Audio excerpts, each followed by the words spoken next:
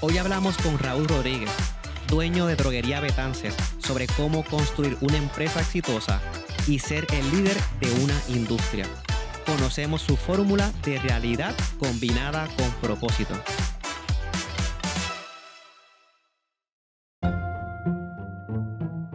Gracias, Raúl, por estar con nosotros en esta edición. Comenzamos este programa usualmente con un dato random. Es un dato que es relevante a la industria a la que pertenece. Y voy a compartirlo y me dejas saber qué te parece. Dice aquí, las exportaciones totales de Puerto Rico en el 2024 alcanzaron 24.7 mil millones, de los cuales el 88% fueron productos farmacéuticos y dispositivos médicos. Y esto, ¿verdad?, lo suma que Puerto Rico se ubicó como el segundo territorio de Estados Unidos con mayor valor de exportaciones farmacéuticas, representando el 17.6% del total del país en esa categoría. La industria farmacéutica está viva, obviamente el negocio habla por sí solo, pero ¿verdad?, los rumores que se escuchan sobre el plan 936, ¿está viva esa industria? Bueno, está viva. Lógico, el hoy es parte de lo que era el ayer, ¿verdad? Todo esto viene por la sección 936, ¿verdad?, donde en el concepto de industrialización llegaron las manufacturas con estos incentivos, que de hecho no solamente eran incentivos para propósito de las casas farmacéuticas, sino también eran incentivos para los comerciantes, porque podían coger fondos 936 más baratos que los fondos en aquel entonces siempre se le llamaba el Prime, no había, después vino el LIBOR y ahora es distinto, pero ese fue el inicio de lo que hoy día todavía sigue siendo una industria fuerte, ¿ves? Así que Johnson, Gurabo está metido en Johnson y eso es enorme allí en Gurabo. Así que la industria farmacéutica todavía sigue fuerte, no como fue en un momento dado.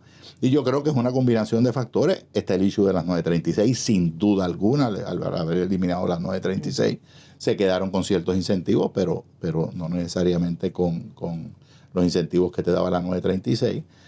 Pero también hay otros factores, ¿verdad? Llegó el momento en donde por la globalización, pues las plantas competían entre ellas mismas. No estoy hablando de compañías distintas, sino las mismas plantas.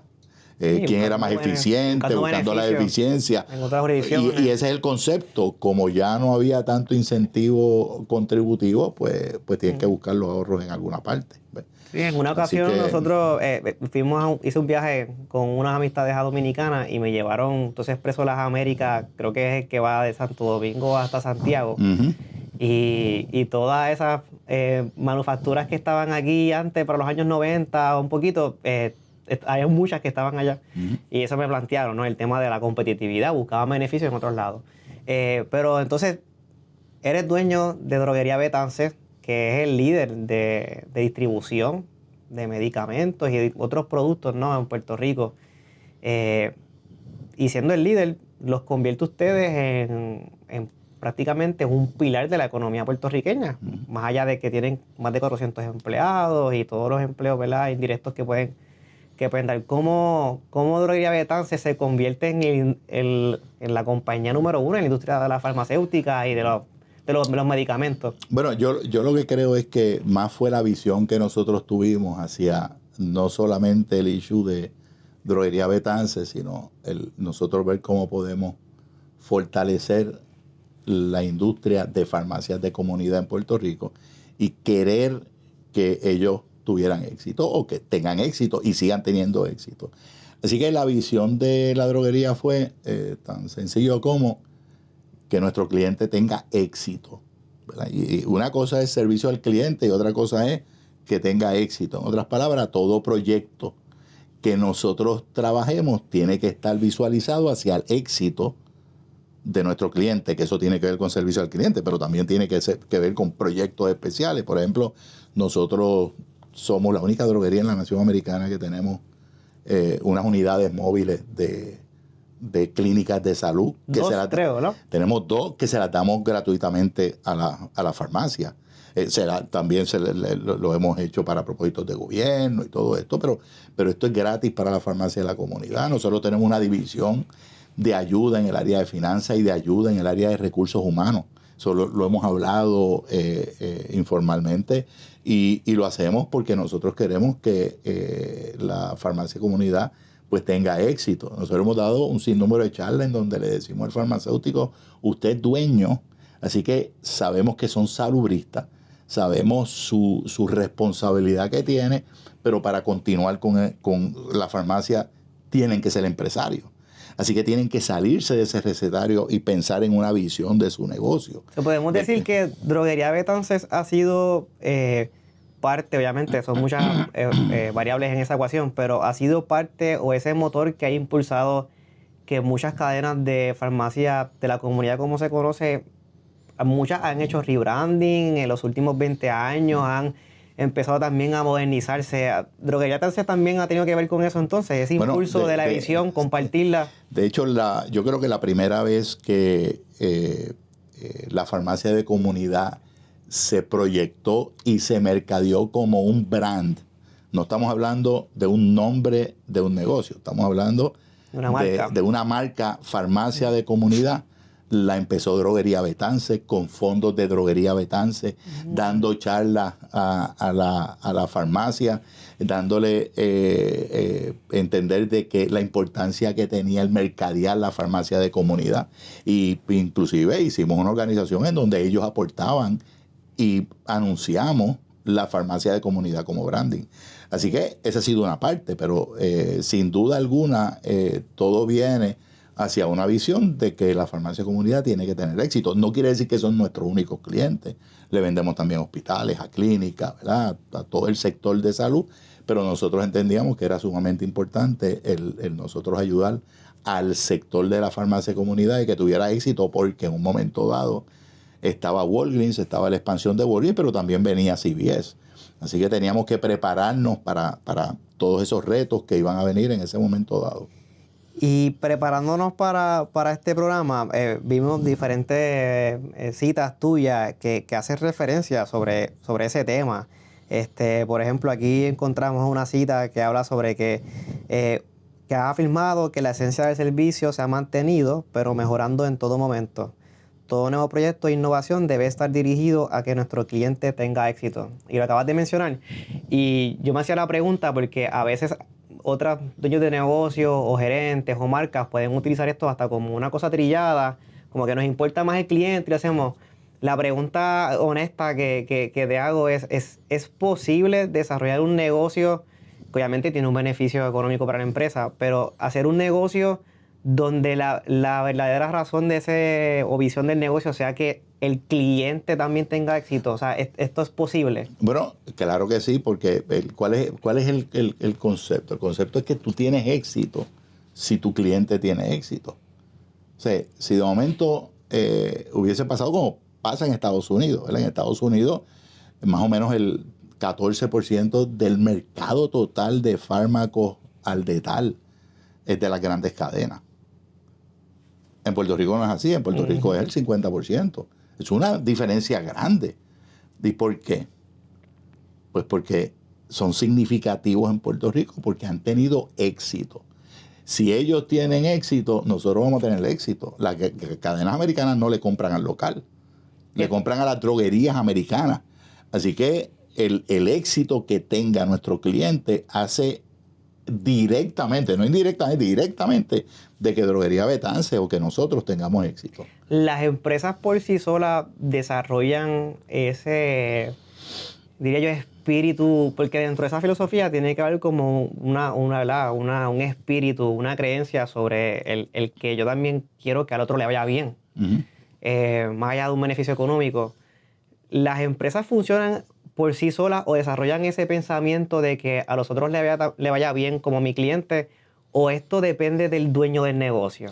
No, mira, yo creo que ya todo el mundo sabe que el servicio al cliente es bien importante. O sea, si tú entras a, qué sé yo, a un restaurante, no te tratan bien, tú no vuelves.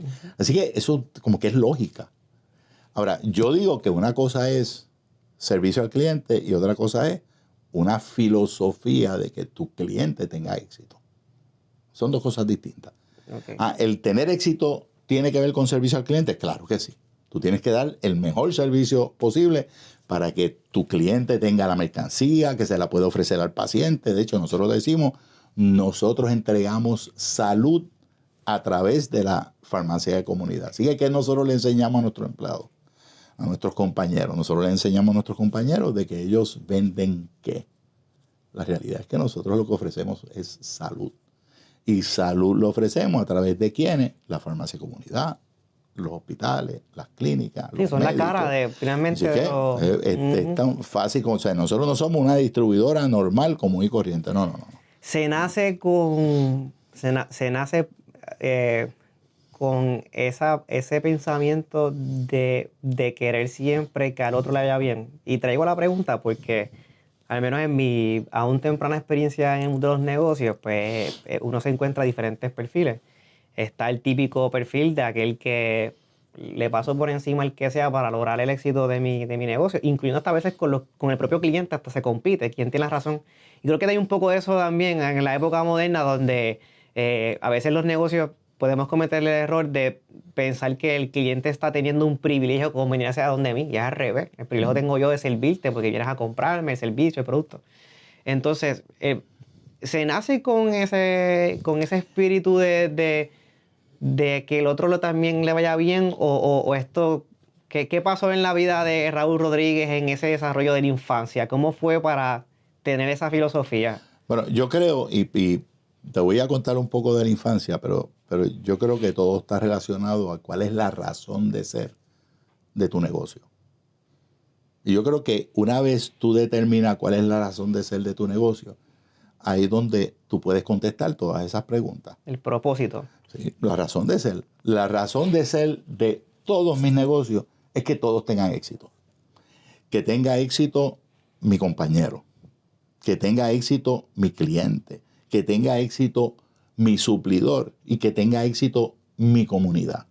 Y cuando hablo de comunidad, en el caso mío es Puerto Rico. Yo quiero que Puerto Rico tenga éxito. ¿Qué éxito para Raúl Rodríguez?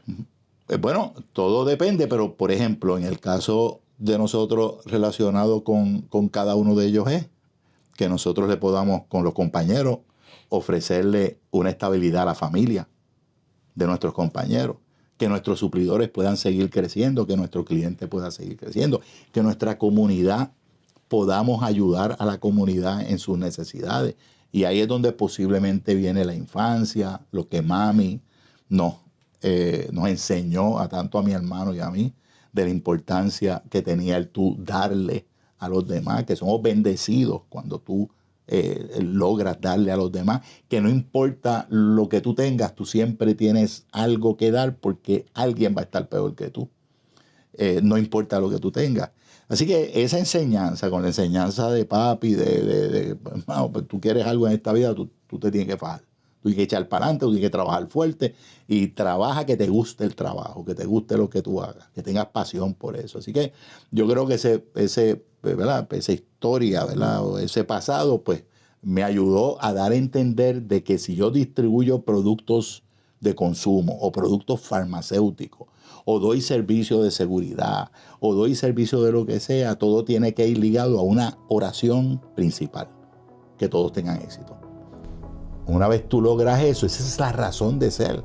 Entonces, la visión tuya no tiene que ver con los dólares y centavos. Los dólares y centavos vienen para tú lograr esa visión, esa misión, para tú lograr el ayudar a tus compañeros, tu cliente, tu suplidor y tu comunidad. Qué Random es presentado por Professional Hubs, el software digital todo en uno, que transforma la manera en que los abogados manejan sus oficinas legales con inteligencia artificial incluida. Conéctate también al aliado de Professional Hubs. Busca tuabogadopr.com. Simplifica tu práctica. Transforma tu éxito. Professional Hubs.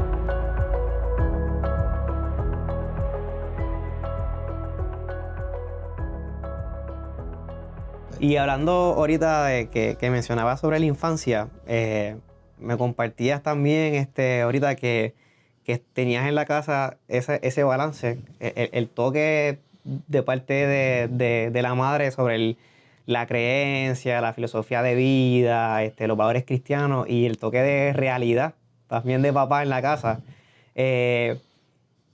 Háblame un poco de eso, o sea, es necesario, porque la gente que está escuchando esto pudiera pensar, como profesionales o dueños de negocios, pues tengo que tener ese toque de fe, ese toque de esperanza, esa filosofía que es el core de lo que yo hago, ¿verdad? Es ese centro, que es el propósito. Pero tal vez la situación que se encuentra, pues es una realidad distinta a lo que tal vez quiera hacer. Entonces, ¿cómo chocan esas dos y cómo uno encuentra un balance? Es que no chocan porque por una razón. Dios lo que te da son oportunidades. Papá Dios te da oportunidades.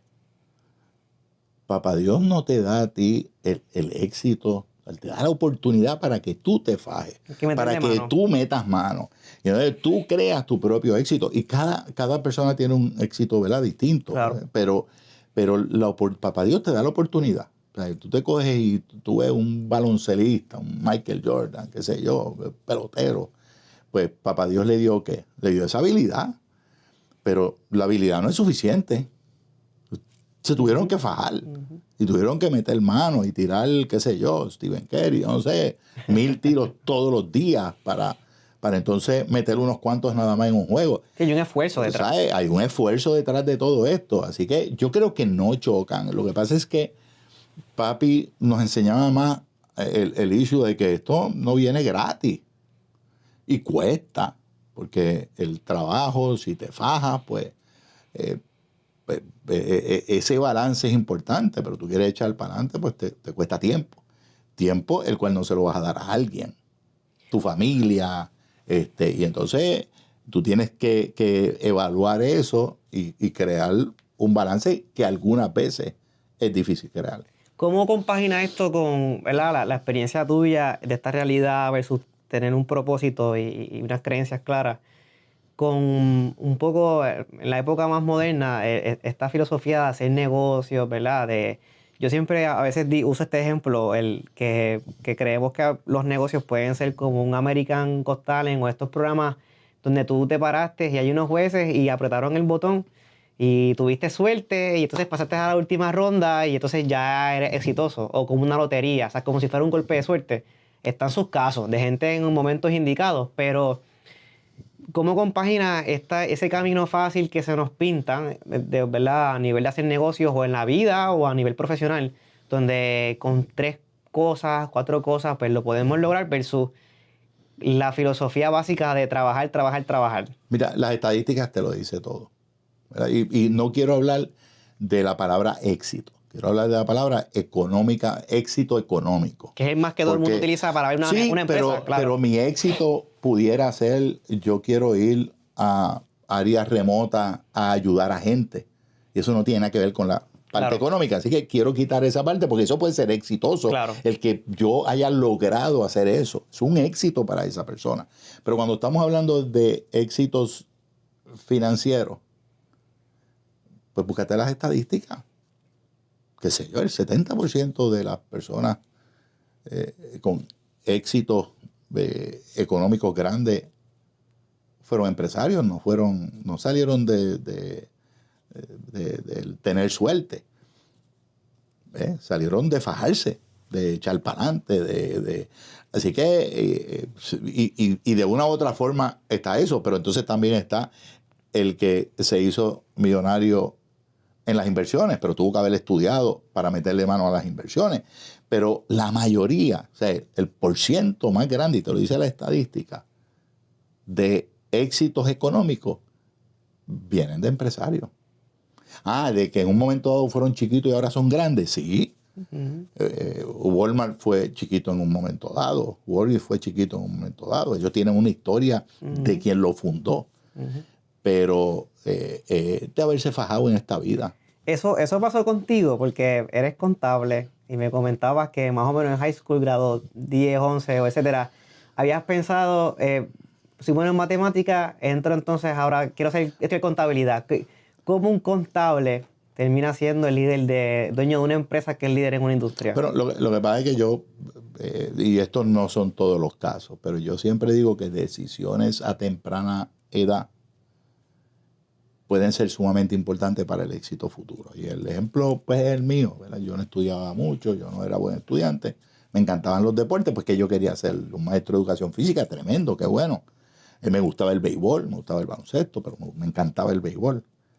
Y la mentalidad mía era jugar. Hasta que llegó el momento en donde uno empieza a ver una realidad y uno dice, espérate. Yo creo que tengo que ir a la universidad. Pues ya yo tomé mi primera decisión en la escuela superior de que tengo que ir a la universidad. Después me doy cuenta que soy bueno en matemáticas. Pues digo, si yo soy bueno en matemáticas, pues déjame estudiar contabilidad. Cuando empiezo a estudiar contabilidad, de momento digo, ay, es que yo quiero entrar a una de las, en aquel entonces eran 8 firmas grandes nacionales. Ay, yo quiero estar ahí. Yo quiero estar en una grande. Pues entonces, pues ponte a estudiar en la universidad y ponte a sacar buenas notas, porque entonces no lo vas a poder hacer. Así que esas decisiones que yo tomé en esa temprana edad me ayudaron a lo que hoy soy. Sin duda alguna. Y entonces termina jurado en contabilidad, brinca a una firma me voy principal, a una Deloitte, lo digo, en aquel entonces era Haskins & Sells, ahora es Deloitte & Touche. Trabajo en Deloitte & Touche y después fui a empresa privada y como a los 40. Como contable. Ahí es donde está la diferencia entre posiblemente lo que tú me estabas diciendo, ¿verdad? Que el CPA no se ve como una persona empresarial. Y porque el empresario usualmente... Porque es más número. Y el empresario asume riesgo. Mira, sí, pero todo depende de qué tan apasionado tú eres con lo que tú haces. Si te vas a quedar en la parte de finanzas. Yo cuando me fui a la empresa privada, yo quería aprender del almacén, yo quería aprender pues de venta, yo quería aprender de todo. ¿Por qué? ¿Había algo de que querías? Porque quería completar mis conocimientos completos y ¿sabes? Que quería completar mis conocimientos y el de una u otra forma no quedarme solamente en la parte de finanzas. Pues de momento, pues yo me veo casi administrando el negocio, porque ya la parte de almacén se estaba reportando a mí, la parte de crédito reportaba a mí, tecnología se reportaba a mí. Entonces, pero ¿y por qué eso se reportaba a mí si yo estaba solamente en números? Pues porque a mí me interesó. Así que si tú te quedas en lo que tú estás, bienvenido, no tienes ningún problema, pero yo me picaba, o sea, yo quería seguir aprendiendo y seguir aprendiendo y seguir aprendiendo. ¿Cómo ocurre la primera compra de ese negocio? ¿Fue Luis Garratón la primera compra? Sí, ¿Cómo ocurre? Fue Luis Garratón, lógico, uno, ¿verdad? Siempre quiere ser empresario y de una u otra forma llega la oportunidad. El issue no es que está la oportunidad ahí, es que el issue es vamos a buscar financiamiento y vamos a ver cómo se puede comprar. Así que yo creo que el primer reto era básicamente ese mismo. Así que durante ese proceso, pues, tuve que coger toda lo que yo tenía ahorrado y coger todos los ahorros y utilizarlo en combinación con un préstamo al banco para comprar a Garratón. Fue interesante porque el proceso no fue de un día, ni de una semana, ni un mes, ¿verdad? Nos tardamos como 4 o 5 meses en todo ese proceso, pero pudimos hacerlo. De ahí, aunque ya uno tiene más o menos una visión, pero ya uno entra y entonces empiezan las dificultades de cash flow, tienes que pagar nómina, tienes que hacer esto, tienes que hacer lo otro, que de hecho en mi caso, yo cogí mi 401k que yo tenía y yo no cobré salario, o sea, yo no cobré del negocio. Wow. Hasta que el ahorro de nosotros del 401k llegara ya a que necesitaba cobrar salario. ¿Por qué? Porque la idea de todo esto era reinvertir en el mismo negocio y reinvertir en el mismo negocio.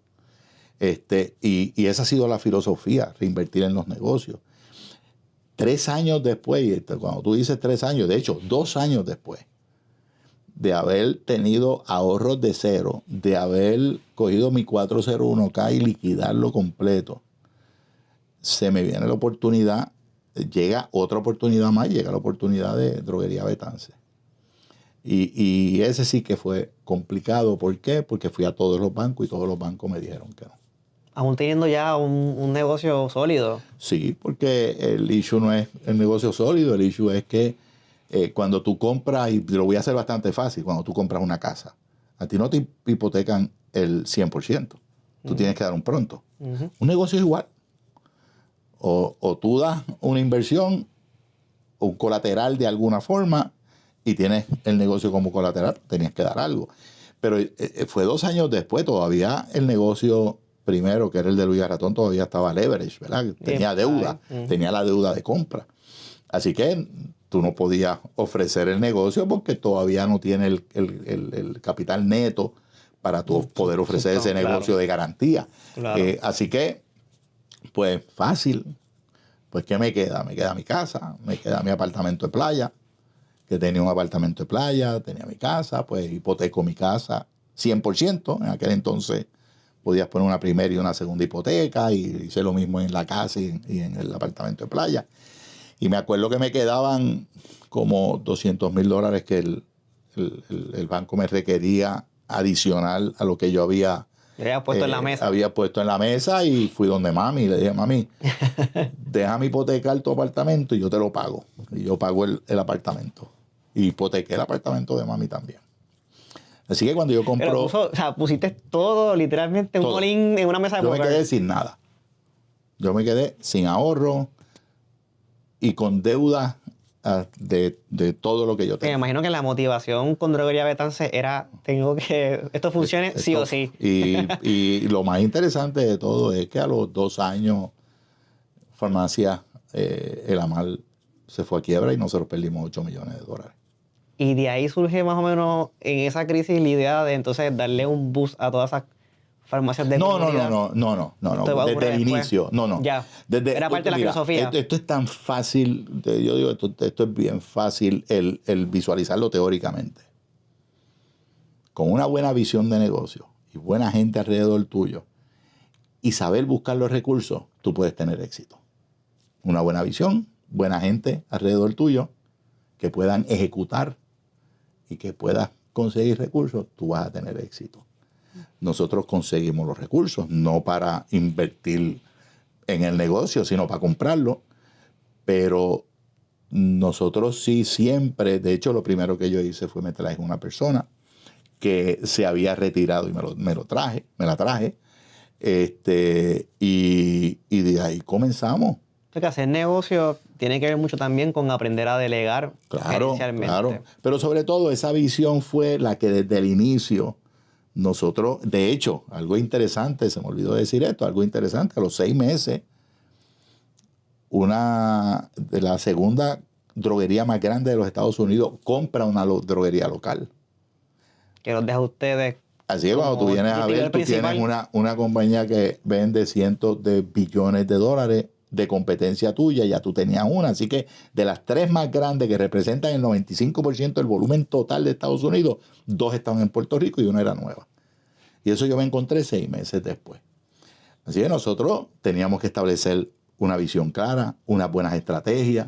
Y eso fue lo que nosotros hicimos. Y desde el inicio nosotros dijimos, mira, vamos a hacer distinto, vamos a innovar.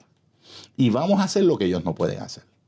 ¿Cómo? Hay cosas que ellos no pueden hacer, que nosotros podemos hacer, porque ellos son una compañía pública, ellos tienen una división legal, ellos tienen un montón de cosas. Sí, el aparato es más complejo. Es más complejo, nosotros podemos ser más rápidos, nosotros podemos tomar decisiones con más riesgos que ellos, claro. Porque pues, aunque ellos tienen más dinero, ellos tienen unos parámetros, los parámetros los determinamos nosotros.